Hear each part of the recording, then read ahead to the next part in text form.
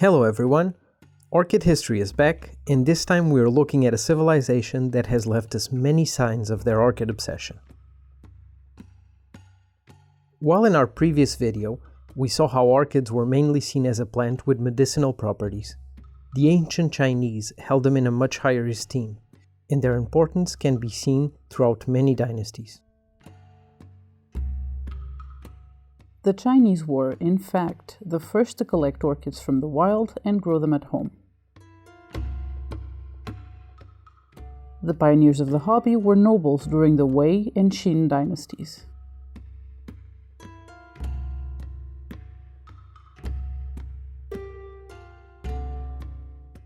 In our first orchid history video, which if you haven't watched yet, you can find the link for it in the description of this video, we talked about how important orchids were to Confucius. Today we will take a more profound look at his history with orchids.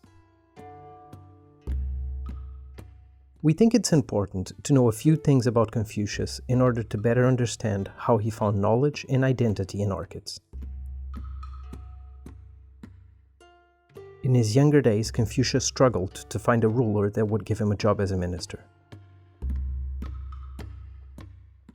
It would take him 15 years of travel, study, and small jobs to finally find a job where he felt his philosophy would help and better mankind.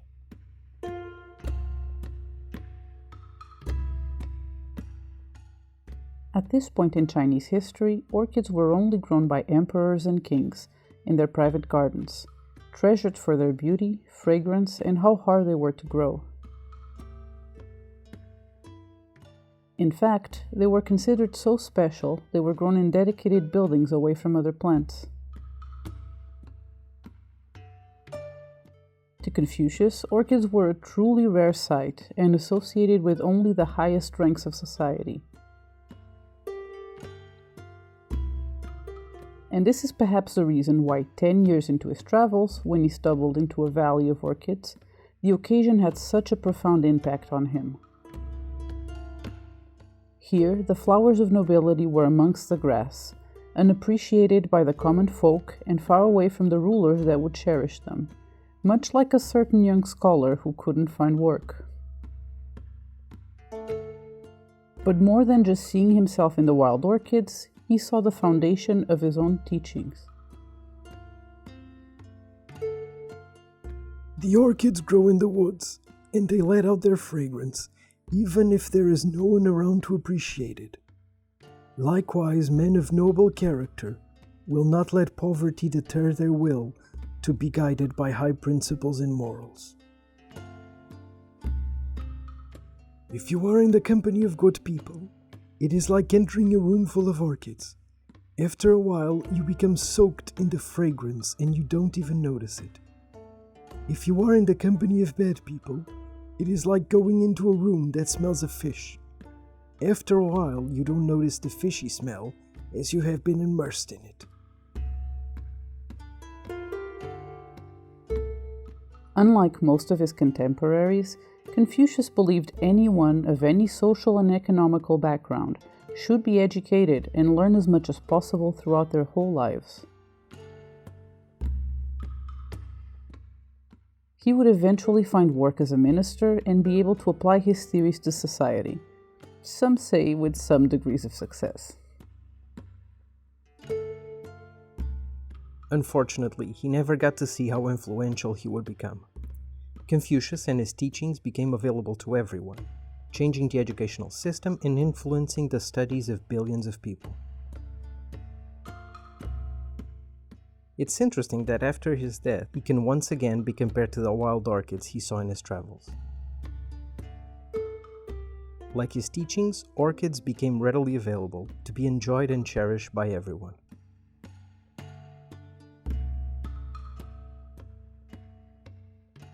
Still before the Common Era, there was Yuan, considered the father of Chinese poetry.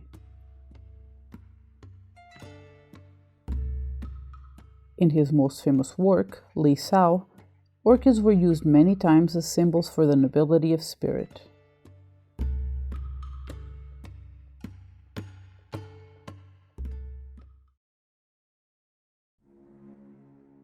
Remember how we said that orchids were grown by nobility in specific buildings?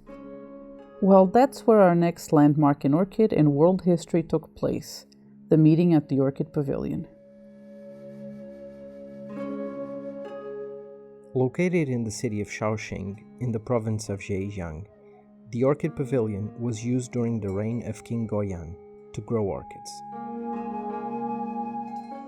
In 353 Common Era, during the Ming Dynasty, a meeting took place in this pavilion that saw the gathering of 42 literary men during the Spring Purification Festival.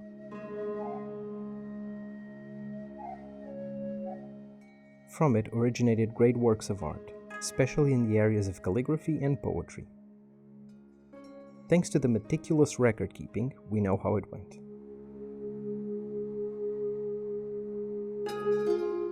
The 42 men sat along the banks of a winding creek to play a drinking game called Floating Goblets, in which cups of rice wine floated along the river, and whoever was closest to the cup when it stopped had to drink the wine and write a poem. By the end, 26 of the participants had composed 37 poems. Unfortunately, there is no mention of how much wine was consumed or the state of the participants, but we assume most of them were 3 sheets to the wind.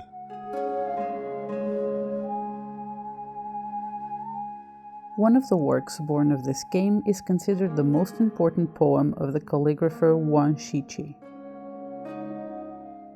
It begins by describing the landscape, the orchids that surround them, as well as the events of the meeting. Through his descriptions, we are able to identify some of the orchids that surround them, like the Cymbidium encephalium, Dendrobium moniliforme, and Vanda tessellata. The poem isn't very long, and it's worth a read, especially as it delves into very interesting topics, such as life and death. This meeting didn't just inspire this poem, but also countless other works of art, in areas like literature, painting, sculpture, and even modern songs, like Chou's recording of the Orchid Pavilion, a song by Vincent Fan. We will link the music video in the description. Vincent Fan is a contemporary musician and lyricist greatly inspired by the Tang Dynasty, which we will look at next. Yes, the segue was seamless.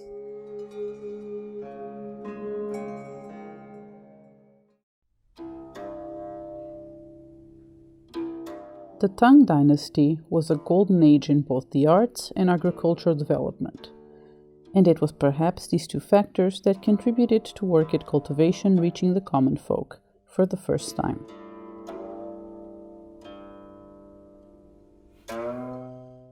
Even though 300 years had passed since the Orchid Pavilion meeting, this was the era that gave us most of the surviving replicas of the works produced there.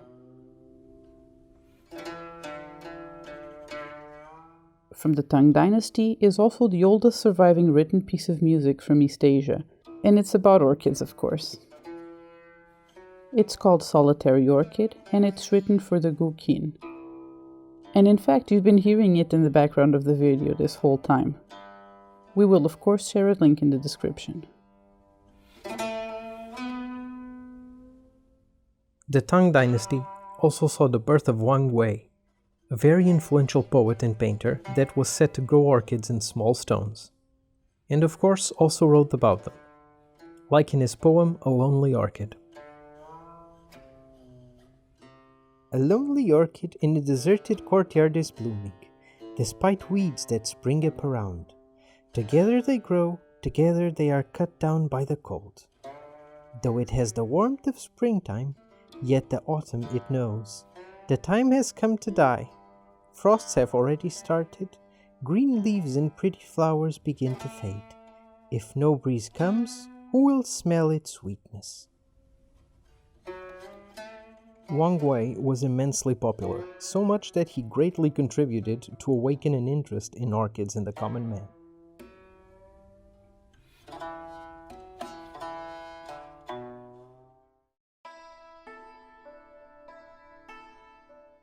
The spread of orchid growing continued into the Song Dynasty. By then, orchid growing was so common that books exclusively about them were written, and for the time highly distributed. In them, the orchid species were identified and described alongside their location and how to grow them. The earliest known example is the Treatise of Orchids of Jin Zhang. It split the orchids into two groups by color. On these groups, we can find the Cymbidium sinense and the Cymbidium incifolium. Despite being short books, they were very detailed, providing information on identification, morphology, history, and cultural practices.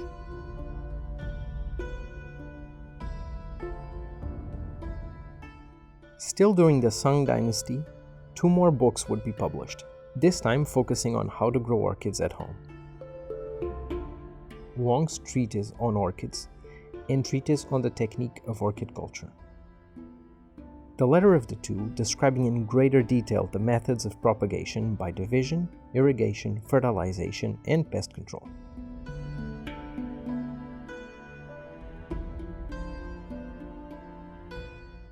During this period, orchids started to be an independent subject in paintings. And after the 13th century, they started being painted using only black ink in a calligraphy style. Because of the Mongol conquests, this style became a symbol of loyalty to the conquered southern Tang Dynasty. For example, the painter Zhao Mengshan, a Confucian scholar and author of the earliest surviving orchid painting, had the habit of painting orchids with exposed roots to express his grief over the invasion.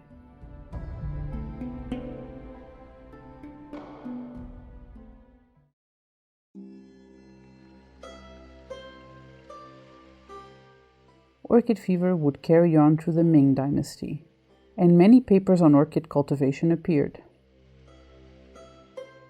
Worthy of mention are 2 articles, History of Orchids and Changes of Orchids, which itself was divided into 2 parts.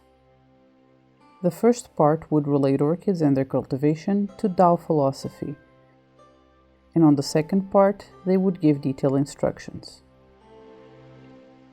These books from the Ming Dynasty would not limit themselves to helping their contemporary orchid growers. They stood the test of time and became what we now see as truths of orchid growing. Let's look at some examples. Orchids like to grow in groups and are afraid of being detached from mother plants and to stay single. After division, one can plant 3 to 4 shoots in one pot. Place the old shoot facing the middle and the new shoot facing the rim of the flower pot. This is still how orchids are recommended to be repotted. For growing orchids, the best water source is early morning mist. Rainwater can also be used if mist is not available. Well water is not recommended, particularly in early spring. Back then, they already knew to avoid hard water. It can be mixed with dry animal manure, the best being that of goose and goat. Here they recommend drying the manure to remove the ammonia that's toxic to orchids. Poor ventilation breeds pests. To control pests, the use of sesame oil, vegetable oil, garlic extract, and cold tea. And we still use oils to deter pests to this day.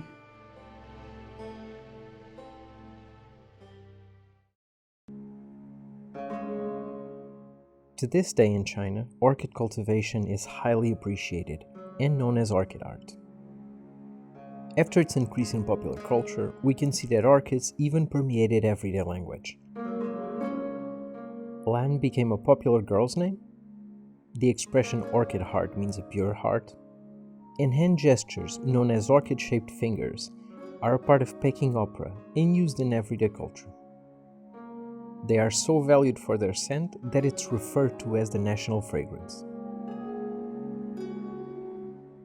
So to conclude, as far as we know, the Chinese were the first to not only grow orchids at home for their beauty, but also to write manuals for the common folk about the best way to grow them. You can even say that these days they would be on YouTube, sharing their growing tips and blooms. This is not to say they weren't grown for medicinal purposes, since they are still used to this day in traditional Chinese medicine. We hope you enjoyed our video. If you did, please leave us a comment and a like. And if you don't want to miss the next episode, consider subscribing to our channel. If you have any suggestions for a time period or a civilization you want us to cover, please let us know. Goodbye.